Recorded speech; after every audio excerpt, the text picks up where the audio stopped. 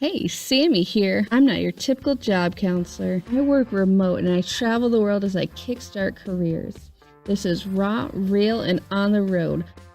Hi, I'm Sami Gardner, and this is the Career Kickstart Show. I am so excited to get Mac Pritchard, aka Mac of Mac's List, on my show, and I am going to pick his brain thoroughly on how you can hack the hidden job market. So if you're not familiar with Mac, let me give you the rundown. He is the founder of Mac's List, which is a online community for people looking for rewarding, creative, and meaningful work.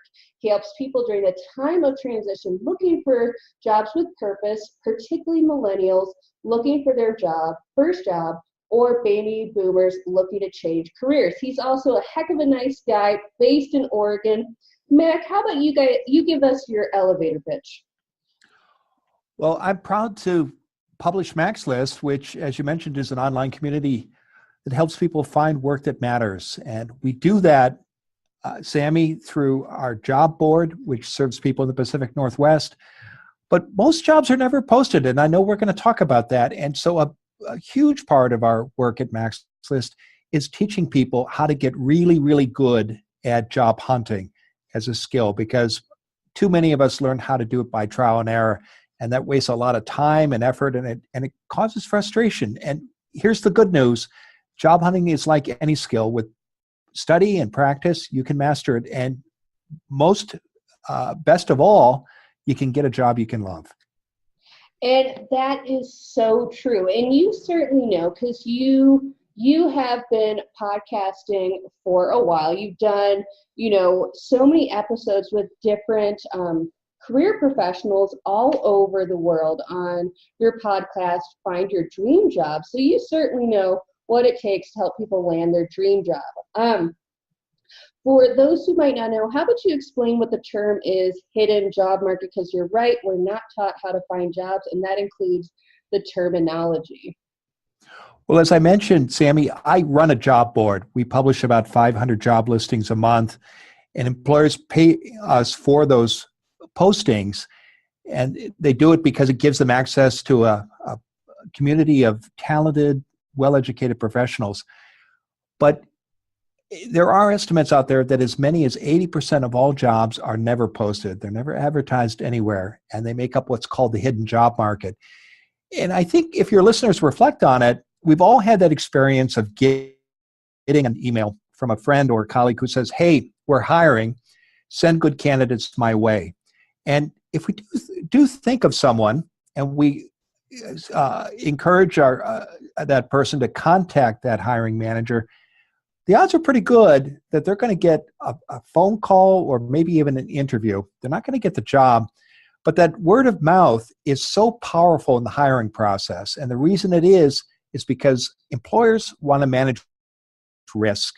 And one of the best ways to do that when hiring is to turn to people you trust, or to people who can recommend others that will make suitable candidates. And our challenge when we're looking for work, Sami, is to make sure we're part of those conversations that are happening about those hidden jobs.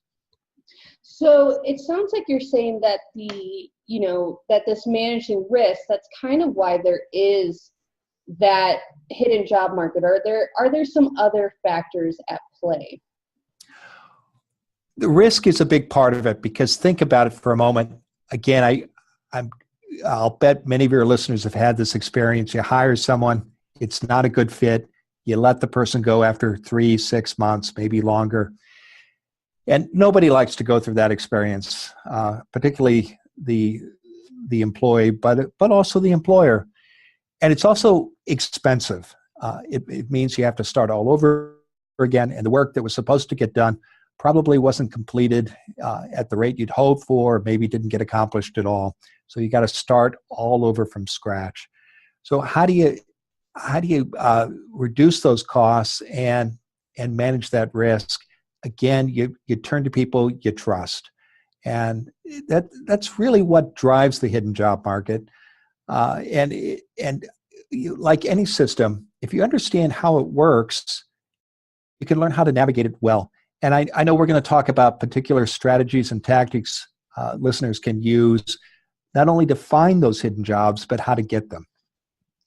And I have experienced this as well, because that's how I've gotten most of my positions is networking. But one thing that a lot of people don't realize is that, you said it yourself, these job boards, they are paid for. A lot of people think, oh, there's just some sort of bot on the internet that, gathers them all up. But no, if it's a small company, a mom and pop place, they might not have the funds to do anything more than maybe post on their LinkedIn page that they're hiring. And a lot of people don't realize that. And I think they get, I don't know, what's your opinion on the people who just kind of cold apply to all the jobs? I've seen people argue with me back and forth on, but it says easy apply. I hate easy apply, but I don't even know where I'm going with this anymore, because I so agree with you in the hidden job market. That's the best way to find your work now. Well, I think you're making an important point here, which is that it has never been easier to apply for large numbers of jobs. That's the good news, but here's the bad news. Because it's so easy, when you send in an application, it's probably going into a stack with 50, 75, 100 other applications. And the people who review those materials, they've got to reduce it quickly to perhaps a stack of 10, 15 people who are going to get phone interviews, or maybe 5 to 7 who will get in-person interviews. So the odds are so tough there, Sami. It's easier to get into an Ivy League school where about 8% of all applicants are admitted out of, say, 100 applications than it is to get a job where there might be 100, 150, 250 applications, but only one finalist is going to get them. I would say to people who think that it's a numbers game, and I often hear that, well, if I apply everywhere, eventually I will get an offer. The problem with that is it's exhausting, it's unfocused, and you're competing again, not only with large numbers of other applicants, but if you're not especially qualified for that job, or you don't have connections or relationships to people inside that company, the odds are even worse. So there's a better way to do it, and it starts with setting goals and being clear about what you want and where you want to go. And then you need to network, as you said. You've got to, and there are different ways of doing that allow you to build relationships with hiring managers, and we can talk about those in detail. Yeah, let's get to the tactics that can help job seekers break into this hidden job market. Let's run with this. Well, there are 3, but they begin by being clear about what you want and where you want to go. So you need to invest time in goal setting, and you need to spend some time thinking about the companies or nonprofits where you'd like to work. And why that's important is for this reason. If you don't know what you want to do and where you want to go, you make it so much harder for people to help you. Yep. So invest that time up front. And when you've got the answers to those questions, and it may be that you want to explore 2 or 3 different kinds of opportunities. Maybe you're interested in working at 5 or 6 companies. That's great. Have a short list and work from both that short list of goals and companies. Then you can begin identifying the people who can help you find out about the unadvertised jobs at those organizations. There are 3 ways you can do that. The first is informational interviews. The second is by becoming a member of professional associations in the field where you want to work. And the third is by volunteering, either in the community or in your industry. And we can talk about all 3 of those strategies, but they all involve stepping away from the computer and getting out and talking to people. They do. And one thing that I find is that with my clients, both when I've worked at tech colleges and now online, is that everybody resists this sort of career exploration part that you have to do. And then when you talk to them, especially if they're kind of mid-level professionals, they're very resistant to volunteering. I find that to be such a mistake, because I've met people who have changed careers, done college, gotten that first job, and because they hadn't gotten as much experience or talked to as many professionals in the field, they might have spent 4 years to change careers and realized they didn't even like what they were doing. Mm-hmm. It's kind of scary, because even when you're playing that numbers game, I've had clients who, maybe didn't listen to me to play the numbers game, and then they hear back from one of these random jobs that they weren't very interested in, and they're asking me advice on how to break it to the company that they don't want to do the interview. You were talking about how, with this hidden job market, you can make it less frustrating to job search. What do you mean by, making it less frustrating? Because most of the time, job hunting is mildly stressful at best. Job hunting is stressful, and it requires you to do things that might make you feel uncomfortable, like contacting people who you don't know and asking them for an informational interview, or walking into a networking event for the first time where you don't know anyone in the room. But let's talk about the benefits that happen when you do those things. And let's bring it back to a common source of frustration. I'm sure you hear this from job seekers, Sami. I do all the time. They'll say, well, I put in an application at this company. If only I could get the hiring manager or someone on the inside to talk to me. It would make all the difference. And they're right, because a personal conversation where you have the opportunity to present yourself and talk about who you are and what you have to offer and what you can do for the employer can be a game changer. Well, here's the great news about volunteering and informational interviews and going to networking events. If you know the companies where you want to work, you can identify the industry associations where the leaders at those companies hang out. Their happy hours, lunch programs, annual conferences. And you can, if you attend those events, you can not only meet these leaders inside the company where you want to work, you can talk to them and begin to build relationships with them. You can also do that through informational interviews, and these are structured 20 to 30-minute conversations where you do three things. You introduce yourself and share your story and goals.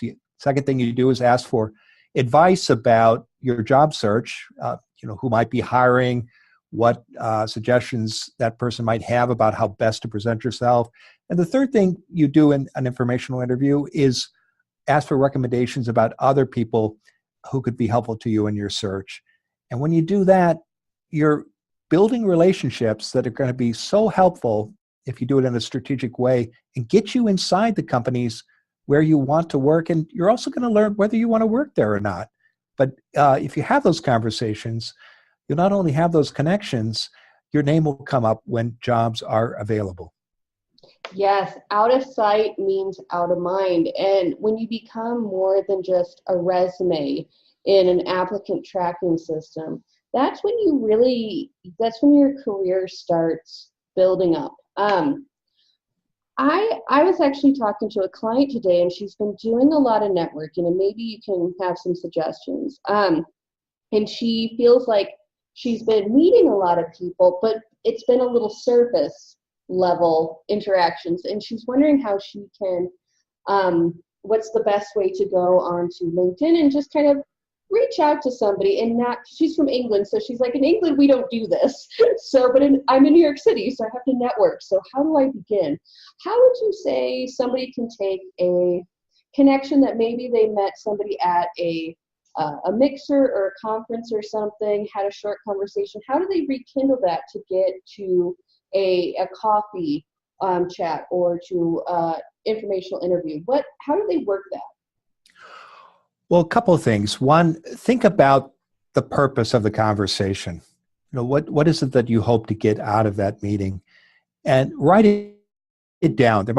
Perhaps it's an introduction to someone inside the company where the person works. Maybe you notice that they're a member of the professional association in your field, and you're curious to learn more about the programs offered by that association. Maybe you saw they served on a board and you're thinking about volunteering for that organization and you want to learn more about it. It doesn't have to be an intensive research project. Just have one or two professional reasons why you would want to chat with them. And say that in a simple email. The other thing to do in building relationships with someone is think about what you have to offer. Because, Sami, networking, as you know, it's not about just taking. It's not about just asking for help. It's also about giving to others and doing so without any expectation that you're going to get anything in return. Adam Grant, a professor at the Wharton School in Pennsylvania, writes about this. But it's an old lesson, and I find that the people who network and be of service to others and give without any expectation of getting anything in return, not only get great satisfaction from that, they also have great professional success. Oh, that is so true. And the thing is that any relationship is a two-way street, and you have to, like, whether you're in an interview or even if you're dating, you have to showcase some of your value that you bring to the table.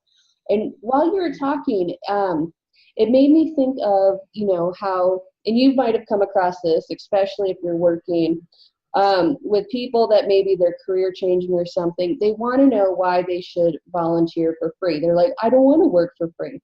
I certainly have my answer, but I would love to hear what your answer is to someone who's trying to resist the idea of volunteering to network.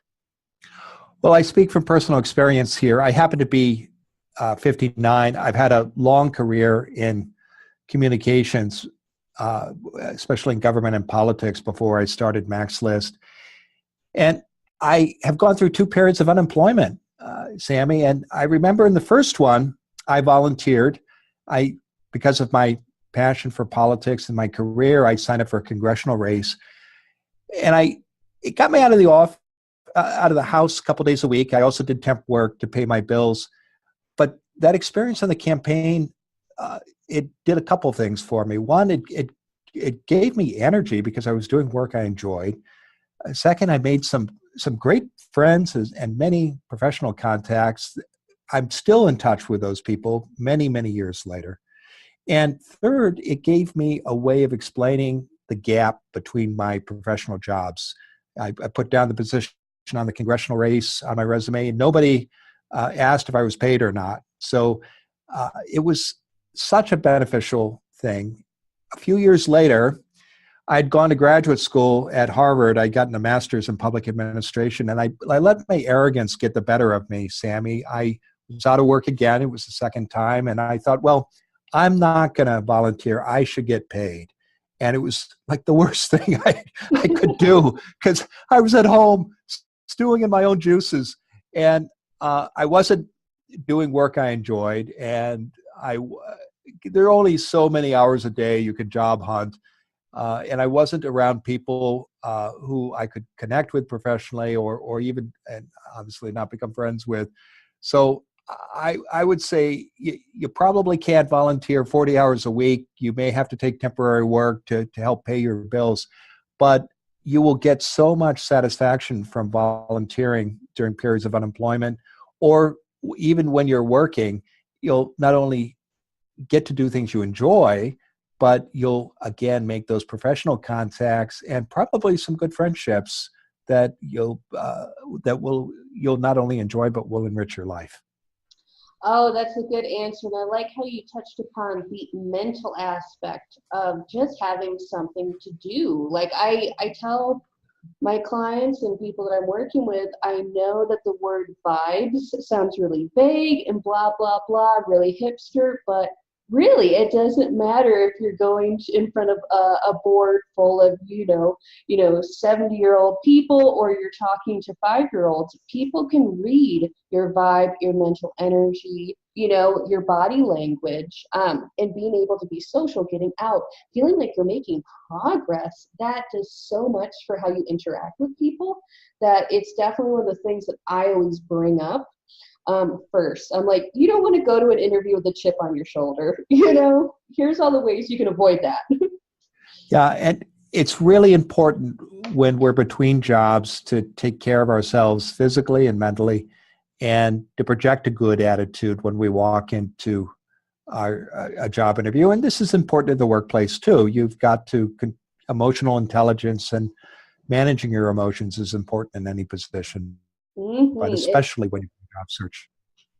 For sure. Well, Mac, you've given so much fat for us to chew on, and I know that you're just a fount of information. So I want to make sure everybody who's reading, or who's listening, even though we've gotten to the end of the interview, I know that your website is a treasure trove. How about you just let us know where we can find you? I know that you have a book in addition to the podcast. Give us the full rundown. So if we want to, find more about you, we can. You can visit our website, maxlist.org. You'll find articles there about job hunting and career management that will serve you no matter where you live. We do have a job board too, Sami, as I mentioned, that serves readers in the Pacific Northwest. We publish a podcast every Wednesday. It's called Find Your Dream Job, and I interview a different national career expert, again, about the nuts and bolts of job hunting. And I do have a book, Land Your Dream Job Anywhere. You can find it on Amazon. But if your listeners go to maxlist.org/career kickstart, they can download the first chapter for free.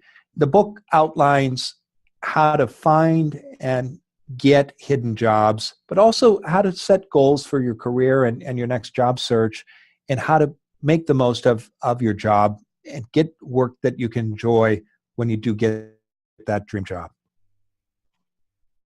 Fantastic. Thank you, Mac. It sounds like your podcast is must-listen material, as is your book. So everybody, you guys know, you can get that chapter for free. I really suggest it if you are in a job hunt. The thing is you got to just consume inspirational media like it's nobody's business. We've all been in long job hunts. Mac has a great podcast and a great book for you to get inspiration from. So thank you again, Mac, for being on the show. It's been a fantastic time chatting with you. Well, thanks for having me, Sami. And let me leave your listeners with this last thought. If 80% of jobs out there are never posted, think about how you're spending your time. And I've made this mistake earlier in my career. Too many of us spend 100% of our time looking at job boards like the one I run. You should look at job boards, maybe though only about 30 or 40% of your job hunting time. For the remainder of it, step away from the computer, go out, start talking to people, either in informational interviews or by attending events or by volunteering. And that's how you find and get the hidden jobs. I love that. The secret is getting out of your apartment. My millennials who are listening, you got to get out of the apartment. So great words to leave us with. Thank you again, Mac. And thank you all for listening to the Career Kickstart podcast with me, Sami Gardner. Bye. Evolve your career at cool.careerkickstartacademy.com.